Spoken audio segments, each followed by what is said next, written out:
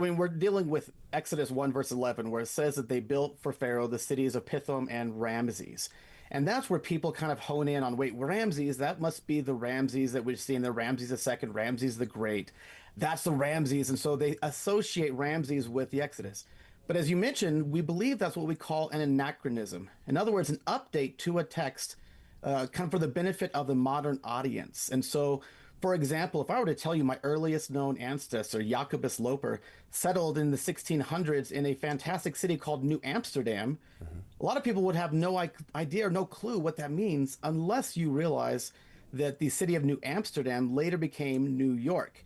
And so if I'm telling you exactly where he lived on Stone and Pearl Street in Manhattan Island in New York, that's me telling you today where he lives. But of course, in his day, it wasn't called New York.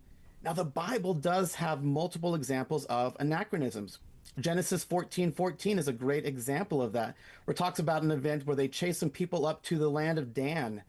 Now, Dan was not even a location in the promised land in Canaan and Israel. It wasn't even a place there until after the Exodus, until after and near the end of the Judges period, shortly before there was a king in Israel. Finally, Dan took over a city that was called Laish, and then they finally settled in that location.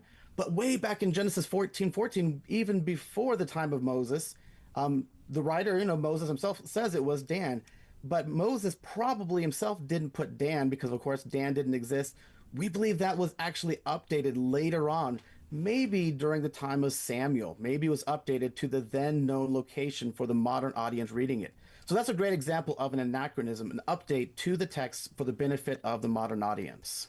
But Nate, that doesn't mean that it's any more or less accurate. It is simply reflecting either a name change or something that pop culture would have known more than the previous reference, right?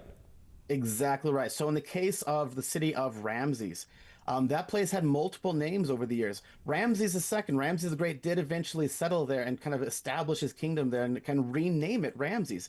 But before that, it was actually called Peru-nefer, which is the Egyptian translation basically for bon voyage or good journey. There's a great seafaring port right there. And then before that, it was known as the city of Avaris, which is where the Hebrew Israelites moved in and settled, the land of Avaris in the Egyptian Nile Delta. Had multiple names over the years. It's also been called Cantir. Today, we call that archaeological site, we call that Tel El Daba. And so it's had multiple names. And so different time periods has different names. And so that's what we're seeing. That's what we call with an anachronism. Okay.